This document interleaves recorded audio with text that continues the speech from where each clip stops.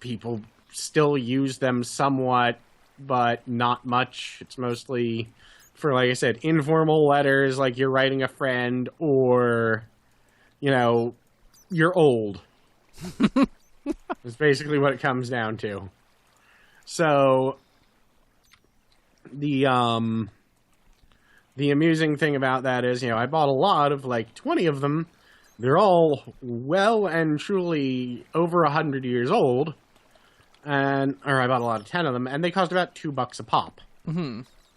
So after playing around with them and discovering I really like them, because I used to play around with my martial arts teacher's name seal quite a lot whenever I was left in the office with nothing else to do, I decided to order some more, and I realized I can, totally try and figure out how to read Japanese, which, is going to be... Well, here's the funny thing. Oh, that wasn't the funny thing? No, because I later found out, because I thought, how hard can it be to to find a guide to translate name kanji? There's bound to be a specific guide just for that. And I found there is. And I also found out it is written by one of Angel's relatives. That's weird. There's actually quite a large number of her family who were in Asia. And apparently one of her family members may have written essentially every book that the U.S. used for information on Japan and China during World War II. Uh-huh. And I was very startled by this information, which led to a night of me researching. That's weird. Yes, it was, but it also explains why so many of her family members seem to marry Asian women eventually. Oh. Apparently it's, slightly genetic. But it's fine and all, but it was just kind of funny, because I'm like, so it's not just your Uncle Cecil. It's not just, you staring at the cute Asian boys. It's, it's a genetic thing. I will mock you now. But, it was just, but yeah, I mean, it's actually, the only difficult part, honestly, of translating all those names is the fact that purposefully they use a stylized writing that actually makes it hard, even for other Japanese people, to read it and know what the hell it says. Uh-huh. But since I found a book that is literally just how to read these, and, formal Japanese names, it's like, oh, well, I might as well give it a shot, and if I can translate 4 of them total, I can probably sell them for as much as the entire lot cost me. Uh-huh. I was like, well, it's worth a shot. It might be free money.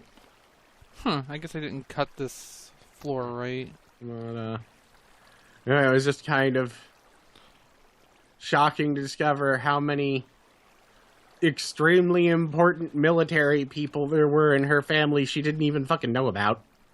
Okay, what went wrong here? Is it something I did? Because that might be it. I'm gonna say yes. Fair enough. I have no idea, but I'm gonna say yes. That seems reasonable to me. I know me. Yes. I'm currently dealing with the... that's why. I'm sure it might be different down where you are, but the package has currently arrived in New York, and actually going to check to see if it's still there. The package has currently arrived in New York, and what that generally means is it's going to be there for a week now. Not necessarily. Everything goes into New York. Fair enough. That's just like the port of entry. Okay, I see what I did wrong. Just checking. Yeah. Because at least when it goes here, I guess, since it's so close, they won't ship shit unless They have like a whole cargo container full of it that they can ship. Well, that's usually how it works in general anyway. Yeah. If you've ever gotten something from overseas and you see the tracking says its origin post is preparing shipment, Yeah, that's what it means. It means it is sitting waiting to be shrink-wrapped onto a pallet with 1,000 other things. Well, more to the point, it's waiting for those 1,000 other things to hit the pallet with it. Yeah. Or the cargo container or whatever. Yeah. But I have to say, I appreciate Japanese shipping and how anal retentive it is. Because, like, it went from origin post is preparing shipment to process through sort facility, Osaka International Airport, Terminal 5, Bag 2. It's like, well, that is specific. Thank you. I know exactly where it is. It does not help me, but I appreciate this knowledge. Yes. Because it lets me know if shit disappears, I can go and call up and, go, hey man, I need you to go to Terminal 5, Bag 2. And I need you to see if you can find a package that feels like it is full of wooden hot dogs. Now I want to buy some wooden hot dogs. I would too, and I would hide them in regular hot dogs and feed them to people I don't like. Or leave them there for other people to feed themselves. So what you're saying is you want to hide your wooden sausage? Yes. In random people. Yes. That's very unsafe behavior. Yes, I know. At least wear mustard. Now. Did I bring more signs? I did not bring more signs. Thankfully, you gave me a lot of wood. Heh. The fanfics rate themselves. That's that one, and for the love of God, I'm glad I never found it. Also glad Angel never found it, because she straight up said she would follow me around quoting it. Like, well, I would hate to have to break up with you, but...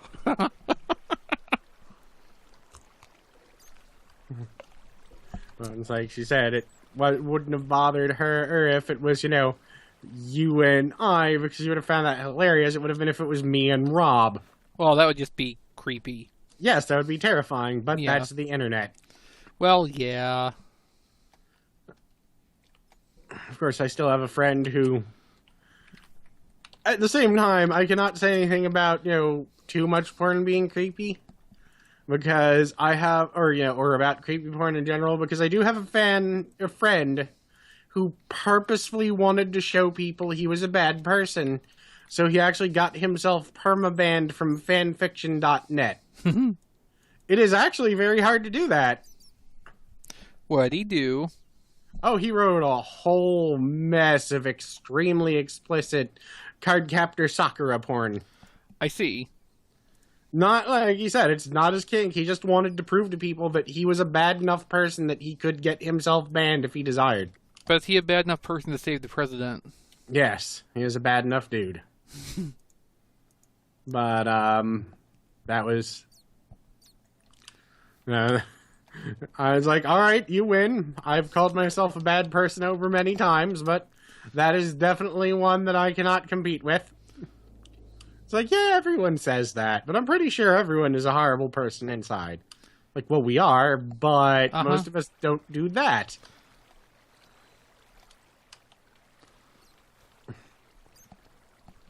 I'm going to tear down this ladder as I go. There we go. That's a good way to fall down. Well, I'm tearing it up from, as I climb down, not as I climb up.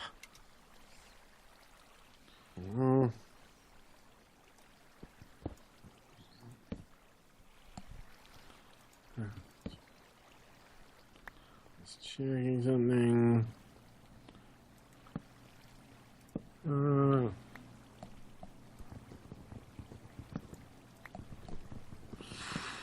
Alright.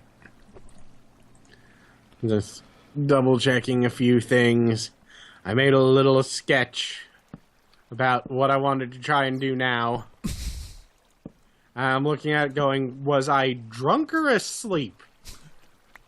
Mostly asleep, but You never know until you drink. I don't know. My brain. But hey, I'm actually getting substantial building done, so that's nice. I'm getting substantial doing the same thing over and over done. Yeah, but that's a required part. Yes. Of any Minecraft construction project. Well, within reason, yes. Well, I mean, you're placing blocks over and over and over and over. Yes, but it's not always doing exactly the same, like, That's true. It's pattern not and sequence. Yeah. Over and over, over and over, I'll be a fool for you. Ah. It's funny, I have a friend who, I guess, fancies himself a bit of a history buff. Not like my friend Kevin, who actually does know quite a lot about history, and, you know, is well informed because it's one of those subjects he enjoys learning about. Therefore, he knows more about it than, you know, someone who just took a class. Right. You know, he's a history nerd. But I was arguing it was one of those arguments about, you know, basically talking about the 1940s because I was working on the radio, and he's like, well, blah, blah, blah, and, you know, a time before all of the tropes in modern entertainment. I was like, no. God, no, man. God, no. They're using tropes from vaudeville and, you know, Broadway at that time. Like, what? I'm like, yeah. And, like, the trope of the adorable but slightly annoying neighbor child. It's like, oh, yeah, well, blah, blah, blah, blah, blah. I'm like, no. You can find that in fucking old-ass episodes of Fibber McGee and Molly. What's that? A radio show?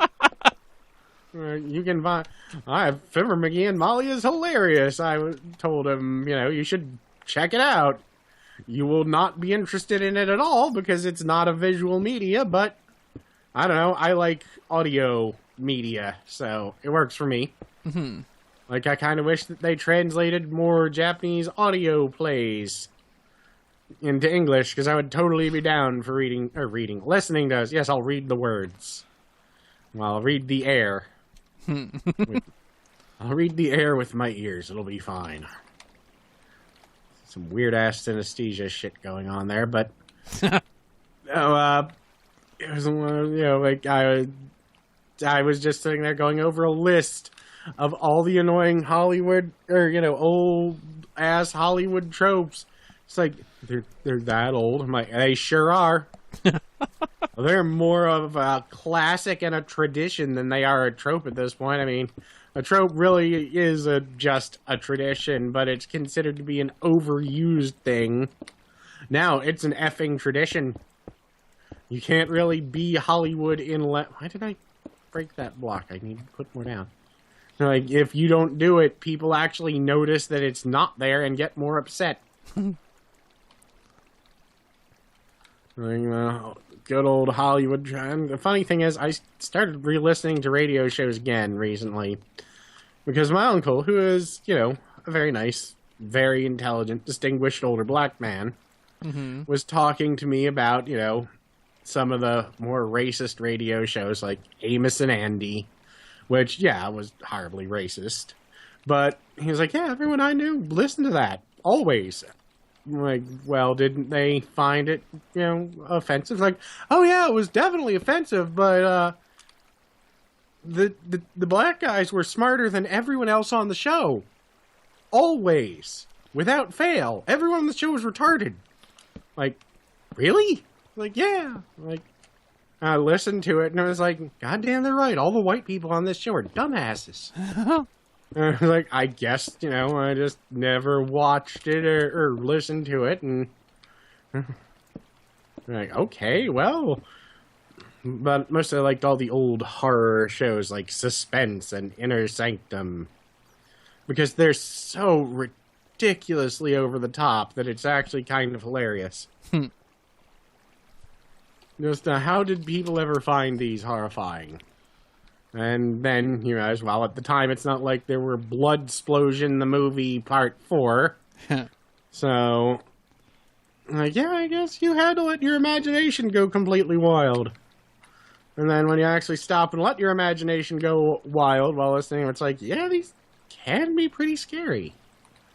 So, I started listening to them, and moreover, the whole big ridiculous rig I just made, which actually fits in an old Philco Model 71B radio case. That's for anyone who wants to Google it so they know what the fuck I'm talking about.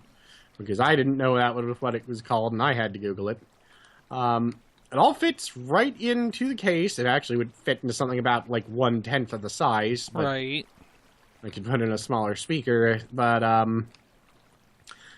as big as it is, I could easily... And it does plug into a wall, because I hooked it to run off of a computer power supply.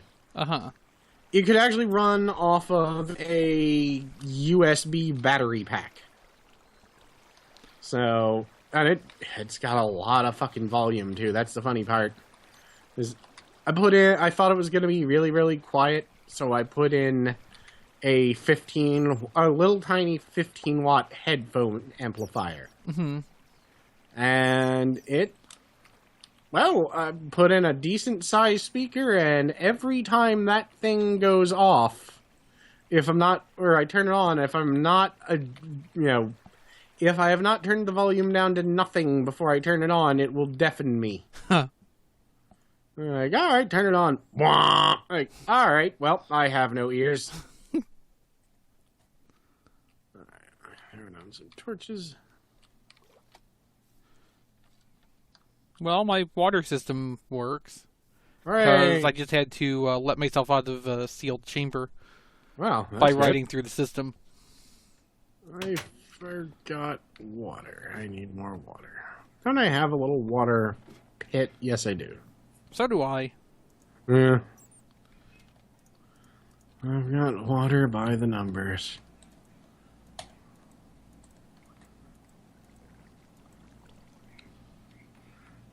Heartache by the numbers, trouble by the score.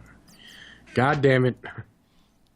I have Fallout music just stuck on endless loop in my brain now.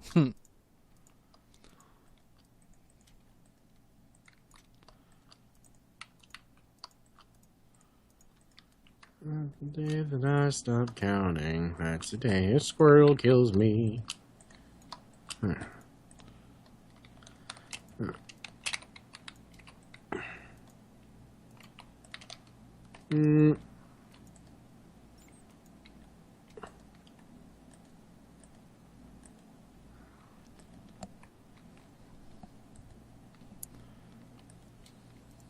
There we go. That's working out well. So I'll put down a row of blocks.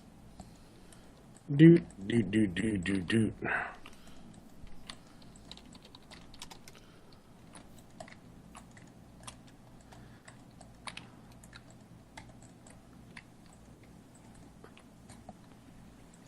Doot, doot, doot.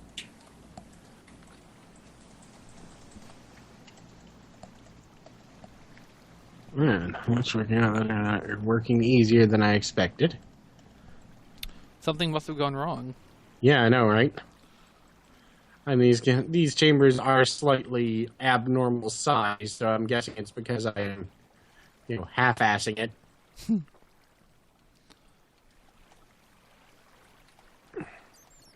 First part is I sat down and did the math, and I realized that enlarging these chambers or adding extra chambers probably isn't going to affect my spawn rate at all. Okay, so why are you doing it? Well, at this point, I'm doing it partially as filler so that you can finish yours so we can see how epic it is. Ah. But also, while it won't affect the spawn rate, there's a good chance it might affect how quickly mobs fall out of spawning chambers. Uh-huh. So I figure it might... Well, that doesn't really make a difference with this method because it's about how many things are in the chunk. Yeah. With your method, stuff is going to end up coming out of it way faster. With my method, however, I have realized that I could end up with like